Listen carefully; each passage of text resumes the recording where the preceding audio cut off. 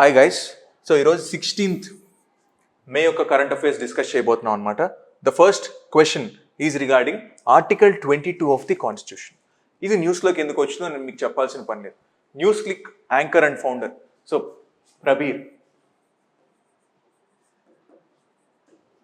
ప్రబీర్ గారిని అరెస్ట్ చేశారనమాట. Unlawful activities prevention act use చేసి అరెస్ట్ చేశారనమాట. ఈయనని రీసెంట్గా సుప్రీంకోర్టు రిలీజ్ చేసింది. ఎందుకు రిలీజ్ చేసింది? బికాస్ ఈయనని ఎందుకు అరెస్ట్ చేశారు, రీజన్ ఏంటి అనే రీజన్ ఈయనకు చెప్పలేదన్నమాట. అలాగే ఈయనకి లాయర్ ఉంటారనమాట. ఆ లాయర్కి కూడా ఎందుకు అరెస్ట్ చేశారు ఈయననేది రీజన్ మెన్షన్ చేయలేదు. కాబట్టి ప్రొసీజరల్ గ్రౌండ్ సరిగ్గా ఫాలో అవ్వలేదు కాబట్టి ఈయన రిలీజ్ చేశాం అని సుప్రీంకోర్టు చెప్పింది అనమాట. అసలు ఏ ప్రొసీజర్ ఫాలో అవ్వాలి మామూలుగా అనేది ఆర్టికల్ 22 ఆఫ్ ది కాన్స్టిట్యూషన్లో ఉంటుందన్నమాట. Protection from arbitrary arrest and detention. అంటే మనకి ఇష్టం వచ్చినట్టు అరెస్ట్ చేయడానికి వీల్లేదు, దానికి కొన్ని కండిషన్స్ ఫాలో అవ్వాలి అని ఆర్టికల్ 22లో ఉంటుంది అనమాట. ఫస్ట్ ఏంటి? ఇన్ఫార్మ్ చేయాలి. ఏ గ్రౌండ్స్ మీద నన్ను అరెస్ట్ చేశారు అనేది ఇన్ఫార్మ్ చేయాలన్నమాట. నాతో పాటు నా కౌన్సిల్ ఉంటారనమాట, అంటే నా లాయర్కి ఇన్ఫార్మ్ చేయాలి. దాంతోపాటు 24 అవర్స్లో ఎక్స్క్లూడింగ్ ది ట్రావెల్ టైంని ఎక్స్క్లూడ్ చేసి 24 అవర్స్లో మ్యాజిస్ట్రేట్ ముందు నన్ను కూర్చోబెట్టాలన్నమాట. ఈ కండిషన్ సాటిస్ఫై అవ్వాలి. ఫస్ట్ కండిషన్ సాటిస్ఫై కాలేదు కాబట్టి న్యూస్ క్లిక్ ఫౌండర్ని రిలీజ్ చేసింది అనమాట సుప్రీంకోర్టు. సో ఇప్పుడు 24 అవర్స్లో ఈ 2 కండిషన్స్ అనేది ఎనిమీ ఏలియన్స్, అంటే ఎనిమీ ఉంటారు అనమాట మన కంట్రీకి, డిఫరెంట్ లైక్ పాకిస్తాన్ తీసుకోండి, ఎనిమీ ఏలియన్స్కి ఇవి వర్కౌట్ అవ్వం. అలాగే ప్రివెంటివ్ డిటెన్షన్, అంటే ముందుగానే నేను వాళ్ళు ఏదైనా క్రైమ్ చేస్తారు లేదా పబ్లిక్ ఆర్డర్ని డిస్టర్బ్ చేస్తారు, నేషనల్ సెక్యూరిటీకి అగెనిస్ట్గా వెళ్తారు అన్న వాళ్ళని ప్రివెంటివ్ డిటెన్షన్ కేసు అంటాం. వాళ్ళని ముందుగానే నేను అరెస్ట్ చేస్తాను. సో ముందు జాగ్రత్త చర్య అంటాం. వాటికి ఇది అప్లికబుల్ కాదు అని మెన్షన్ చేశారనమాట. సో అది మనం అండర్స్టాండ్ చేసుకోవాలి. ఈ 2 కండిషన్స్ ఉంటాయి వీళ్ళకి. దెన్ ఈయనకి ఇది ఫాలో అవ్వలేదు కాబట్టి సుప్రీంకోర్టు రిలీజ్ చేసింది. So as per the constitution of India, no person can be detained in the custody without being informed on the ground of his arrest. Yes, constitution of India ప్రకారం చేయాల్సిందే. The right to know the reasons behind the arrest is available only to the citizens and not to the enemy aliens. Correct. So how many of the above statements are correct అని అడిగారు.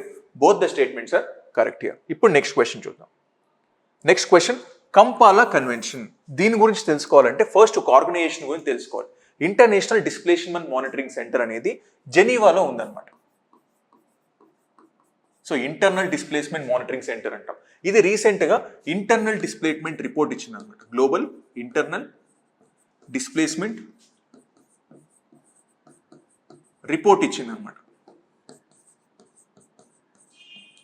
So ఈ report ప్రకారం ఇండియాలో 2023లో 69,000 people ఇంటర్నల్గా displays అయ్యారు. Highest since 2018 నుంచి ఇది highest అనమాట. మేజర్గా దేని వల్ల జరిగారు? మణిపూర్ వైలెన్స్ ఉంది. దాంట్లో చాలా మంది, ఇప్పుడు నాకు మణిపూర్లో వైలెన్స్ జరుగుతుందంటే అస్సాంకి వెళ్ళిపోతాను, అస్సాం కాకపోతే లేదు వెస్ట్ బెంగాల్కి వెళ్ళిపోతాను. ఇలా ఇంటర్నల్గా నా కంట్రీలోనే నేను ఇంటర్నల్గా డిస్ప్లేస్ అవుతాను అనమాట. దాన్ని ఇంటర్నల్లీ డిస్ప్లేస్డ్ పీపుల్ అంటాం అనమాట. వాళ్ళకి ఏమన్నా రైట్స్ ఉన్నాయంటే వాళ్ళకి స్పెసిఫిక్గా రైట్స్ ఇవ్వు. అదే నేను ఇక్కడ నుంచి వేరే కంట్రీకి వెళ్ళాను అనుకోండి, దాన్ని రెఫ్యూజీ అంటారు. అంటే ఈ కంట్రీ నాకు నచ్చట్లేదు, ఈ కంట్రీలో గొడవలు ఎక్కువ జరుగుతున్నాయి, వేరే కంట్రీకి వెళ్ళాలి అనుకుంటే రెఫ్యూజీ అంటాం అనమాట. ఆ రెఫ్యూజీస్కి రైట్స్ ఉంటాయి. దానికి ఒక కన్వెన్షన్ కూడా ఉంది, 1951 కన్వెన్షన్ అంటాం. కానీ వీళ్ళకి ఏ కన్వెన్షన్ లేవు కాబట్టి వీళ్ళని అలా వదిలేశారు అనమాట డిస్ప్లేస్. దానికోసం ఈ ఆర్గనైజేషన్ మేడ్ అయింది. వాళ్ళు రిపోర్ట్స్ ఇస్తూ ఉంటారనమాట. ఇప్పుడు కంపాలా కన్వెన్షన్ అనేది స్పెసిఫిక్గా internal displacement, so internal displacement కోసం తీసుకొచ్చిన కన్వెన్షన్. ఇంటర్నల్ డిస్ప్లేస్మెంట్ కోసం ఆఫ్రికాలో తీసుకొచ్చిన కన్వెన్షన్. ఆఫ్రికన్ కంట్రీస్ అన్ని కలిపి ఆఫ్రికన్ యూనియన్ అని ఫామ్ అవుతాయి అన్నమాట. వీళ్ళు కంపాలా కన్వెన్షన్ అని తీసుకొచ్చారు. అంటే ఇంటర్నల్లీ డిస్ప్లేస్డ్ అయిన వాళ్ళకు కూడా కొన్ని రైట్స్ ఉంటాయి, వాళ్ళకు కూడా కొంచెం ప్రొటెక్షన్ కావాలి. ఇప్పుడు మణిపూర్లో వైలెన్స్ జరుగుతుంది కదా, వీళ్ళు అస్సాంలో దాక్కుంటే అస్సాం నుంచి తీసుకొచ్చి వాళ్ళని చంపలేరా? కాబట్టి అటువంటి వాళ్ళకు కూడా కొన్ని రైట్స్ ఇవ్వాలి అని కంపాలా కన్వెన్షన్ అని ఆఫ్రికన్ యూనియన్ తీసుకొచ్చింది అనమాట. It is the only binding convention regarding the internal displaced people అనమాట, బైండింగ్ కన్వెన్షన్. అది మనం అండర్స్టాండ్ చేసుకోవాలి. ఇప్పుడు క్వశ్చన్ చూద్దాం.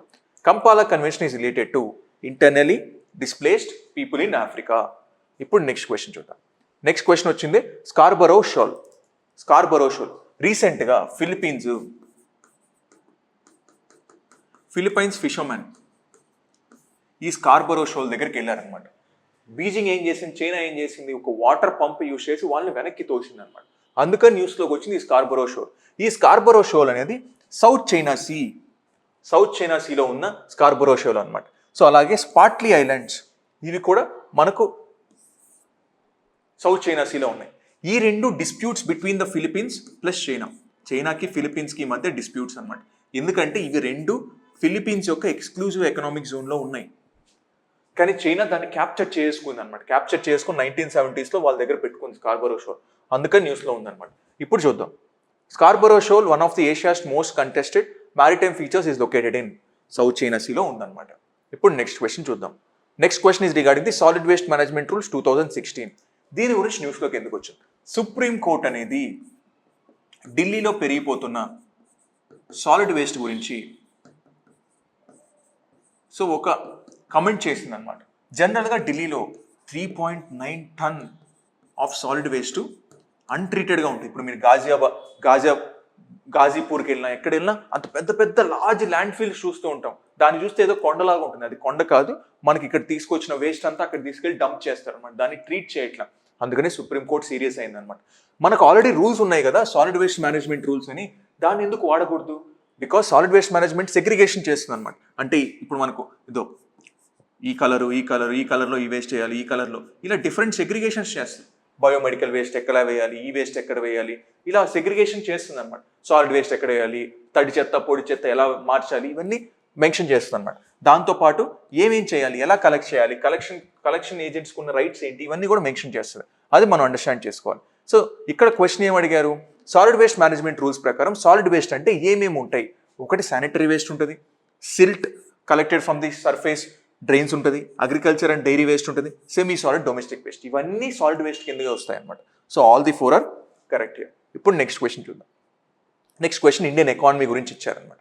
సో ఇండియన్ ఎకానమీలో ఏప్రిల్ 2024లో ఎంత ఎక్స్పోర్ట్స్ జరిగాయి, ఎంత ఇంపోర్ట్స్ జరిగాయి అని డేటా ఉందన్నమాట. సో మర్కంటైజ్ ఎక్స్పోర్ట్స్ అంటాం $34.99 బిలియన్.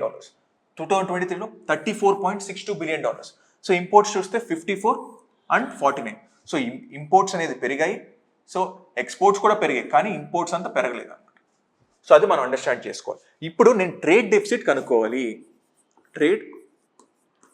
కనుక్కోవాలి అంటే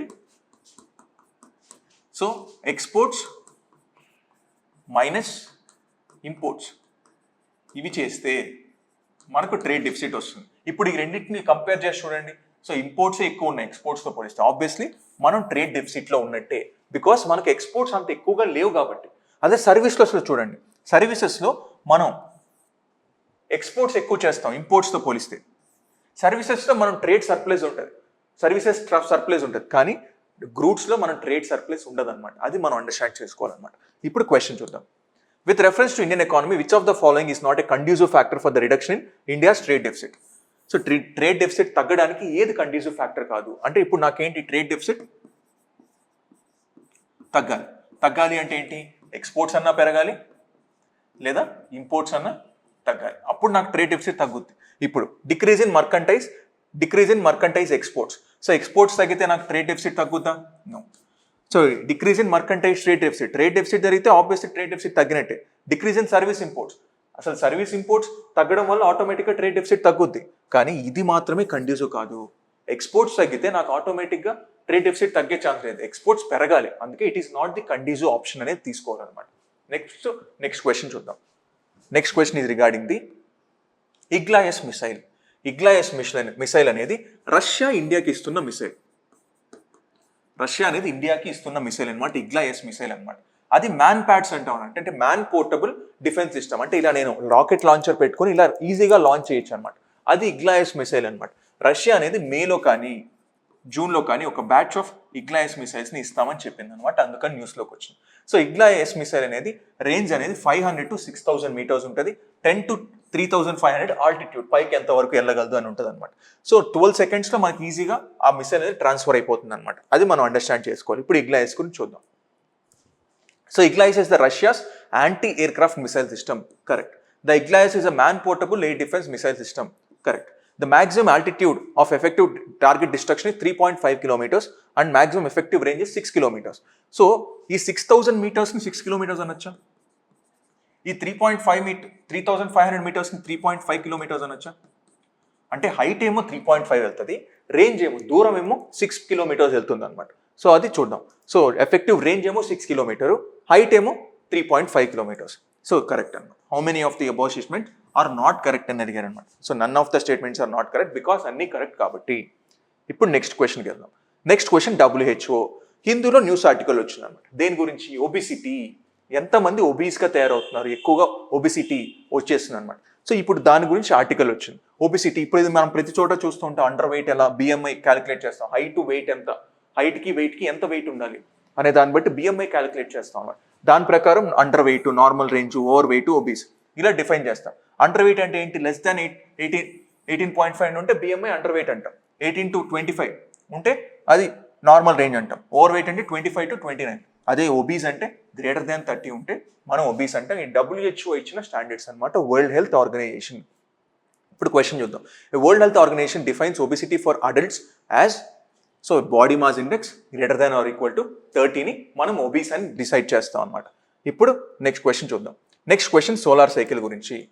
సోలార్ సైకిల్ జనరల్గా ఒక సైకిల్ అంటే సో ఇలా పైకి కిందకి వెళ్తూ ఉండాలి. ఇది కూడా సోలార్ సైకిల్ అంటాం అనమాట. అంటే 11 ఇయర్స్కి ఒకసారి సోలార్ సైకిల్ అనేది మారుతూ ఉంటుంది. అంటే సన్ నుంచి వచ్చే రేడియేషన్లో డిఫరెన్స్ ఉంటుంది అనమాట. అంటే సన్ మ్యాక్సిమం ఇవ్వచ్చు రేడియేషన్, మినిమంగా ఇవ్వచ్చు రేడియేషన్.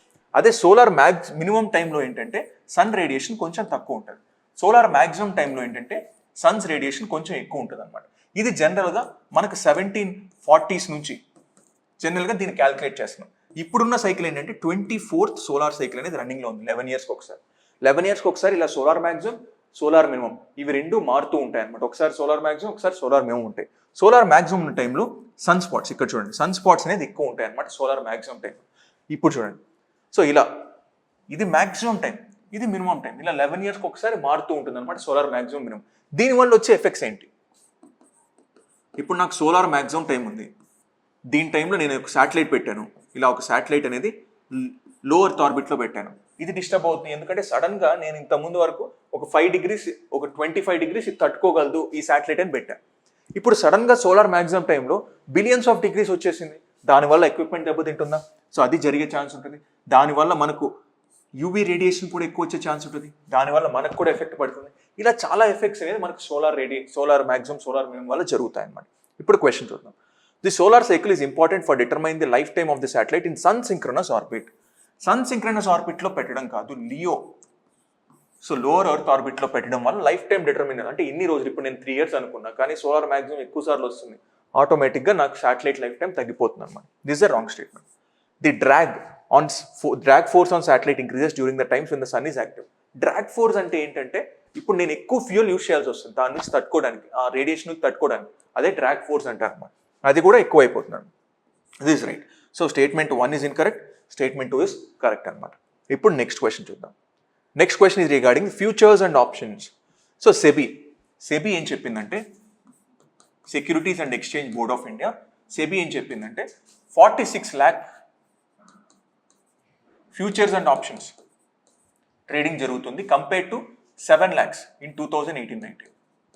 2018-19లో 7 lakh ఉండింది, ఇప్పుడు 46 lakh futures and options trading జరుగుతుంది అనమాట. ఫ్యూచర్స్ అంటే ఏంటి?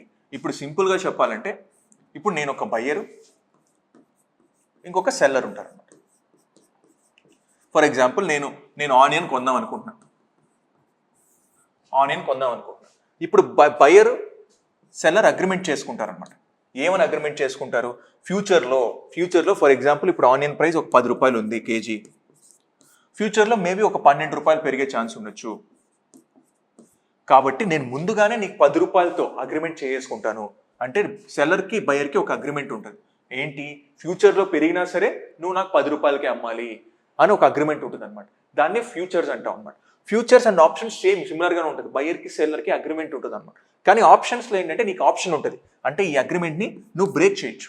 కానీ ఫ్యూచర్స్లో ఆ బ్రేక్ చేసే ఛాన్స్ ఉండదు అనమాట. ఫ్యూచర్లో అలా ఉండదు అనమాట. సో అది అండర్స్టాండ్ చేసుకోవాలి. ఇప్పుడు క్వశ్చన్ చూద్దాం.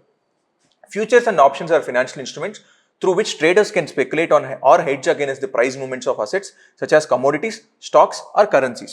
సో అది కమోడిటీస్ అవ్వచ్చు, స్టాక్స్ అవ్వచ్చు. ముందుగానే నేను ఫ్యూచర్లోనే ఇంత ప్రైస్ వచ్చే ఛాన్స్ ఉంది కాబట్టి ఇప్పుడే నాకు కొంచెం తొందరగా అమ్మేసే, ఈ ప్రైస్కి అమ్మేసే అని చెప్తాను. Futures are agreements to buy or sell an asset on a future date at a predetermined price. whereas options give the right but not the obligation to buy or sell assets in a specified time period. So ఆప్షన్స్లో obligation ఉండదు, నువ్వు compulsory దానికి చేయాల్సిన reason లేదనమాట. So this is a right statement. How many of the above statements are correct? Both are correct here. ఇప్పుడు next question చూద్దాం.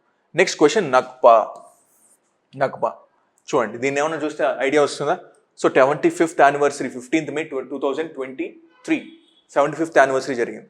Nakba అనేది 1948లో అరబ్ ఇజ్రాయిలీ